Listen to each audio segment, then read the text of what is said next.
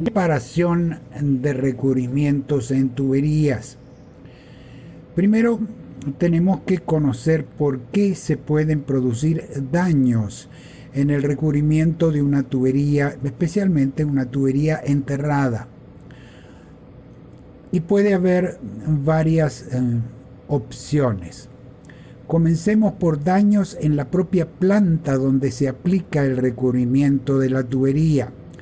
En este caso, por supuesto, la inspección interna de la planta o un inspector puesto por la empresa contratante del servicio, se detecta una falla, un daño y se repara automáticamente en la misma planta.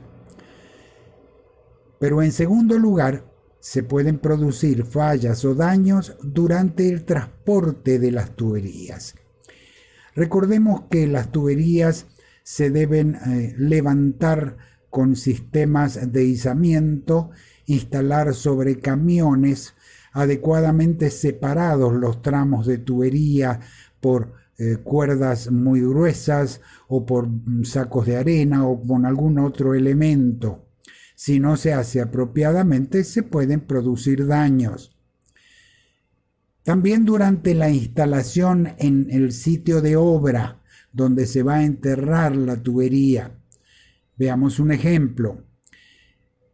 Se recomiendan, según las normas y la experiencia, el uso de bandas de lona para poder izar o descender una tubería dentro de una zanja.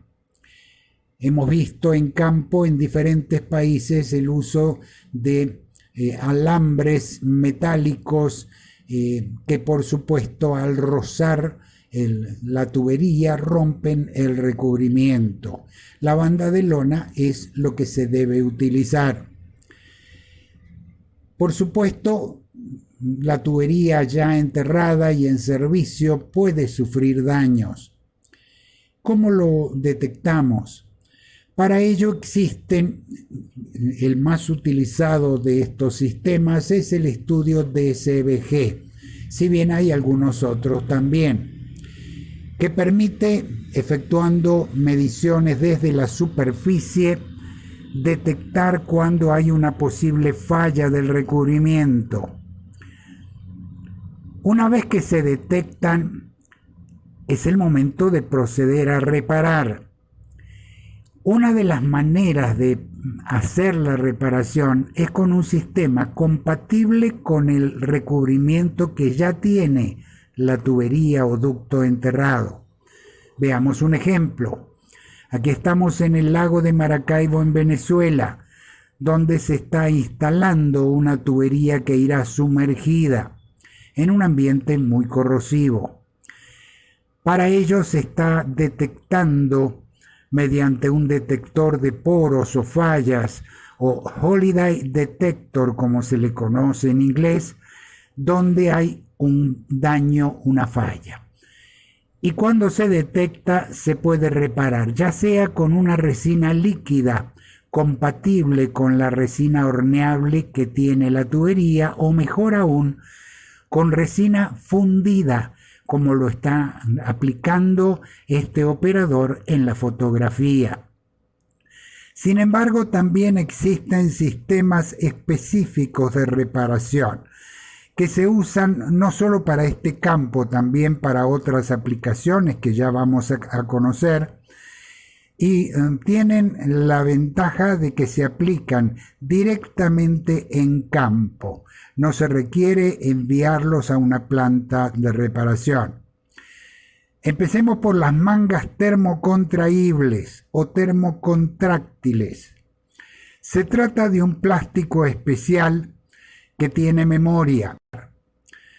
La persona que lo va a utilizar debe seguir el siguiente procedimiento. Primero, preparar adecuadamente la superficie. Para ello basta, como lo vemos en esta unión soldada, con un cepillado mecánico, de modo de eliminar óxido, pintura vieja o cualquier otro elemento que impida la adherencia posterior de la manga. El segundo paso es el calentamiento, que se hace con un mechero o una llama hasta alcanzar el rango de temperatura necesario.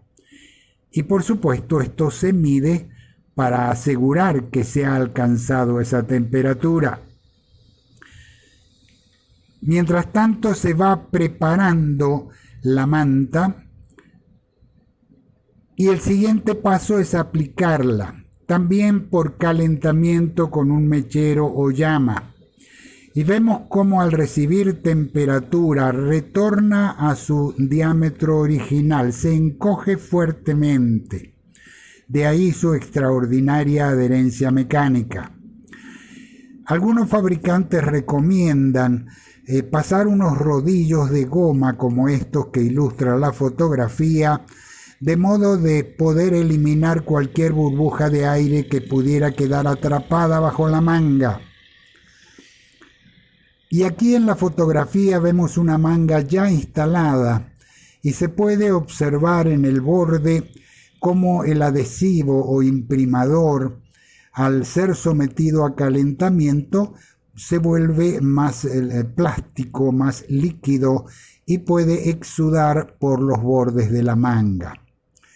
El otro sistema muy usado en campo para reparación y también para otros fines que vamos a conocer son los que se basan en la doble cinta de polietileno. Puede ser polipropileno si la tubería trabaja en un rango mayor de temperatura. Este es un ejemplo de esas cintas, un obsequio que me han hecho los fabricantes hace años atrás. Estamos hablando de un espesor de milímetros, ya no es de milésimas de pulgada. Son revestimientos de alto espesor. Y se instalan de la siguiente manera. Primero se aplica un adhesivo o imprimador, luego una primera capa, generalmente de color negro, que tiene un inhibidor de corrosión, con lo cual ya da una protección interesante a la tubería de acero. Y encima se coloca una segunda capa de gran espesor y muy dura para resistir los golpes de posibles caídas de piedra, la abrasión que puede sufrir el recubrimiento con la dilatación y contracción que le dan a la tubería los cambios de temperatura. En resumen, la instalación consta de estas tres etapas. Primero, la aplicación del adhesivo. En segundo lugar, la primera capa, generalmente color negro. Y finalmente, la capa externa de resistencia mecánica, generalmente color blanco. Conozcamos los equipos de aplicación. Aquí vemos una de estas máquinas de aplicación manual muy sencillas. Aquí lo vemos de frente. Y vamos a campo. Aquí se está reparando una falla del revestimiento mediante esta doble cinta de polietileno. Y aquí nos acercamos y vemos que son las máquinas pequeñas que se usan para esta aplicación. Finalmente, conozcamos otros usos de estos sistemas. Uno de ellos es recubrir juntas o uniones soldadas, del mismo modo que lo hacen las mangas termocontraíbles.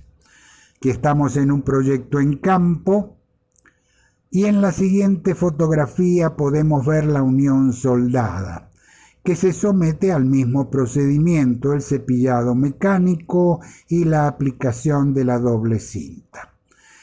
También para recubrir tramos enterrados de tubería, y veamos un caso específico.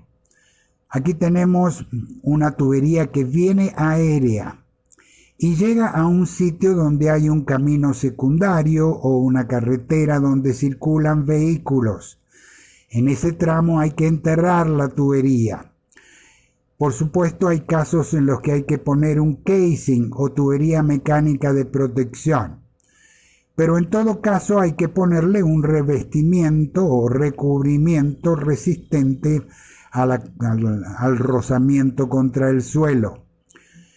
En estos casos la doble cinta se aplica con equipos motorizados que permiten completar tramos cortos en un tiempo breve.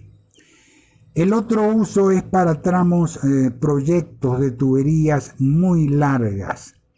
Y este es un ejemplo que nos tocó dirigir. En este caso es el proyecto LGN de Oriente en Venezuela. Se desarrolló en los años 85-86 y consta de 2 plantas industriales, un muelle marino de casi 2 kilómetros de largo y 300 kilómetros aproximadamente de tuberías o ductos enterrados. En este caso se empleó una máquina que va aplicando el imprimador o adhesivo y las 2 cintas simultáneamente, una detrás de otra.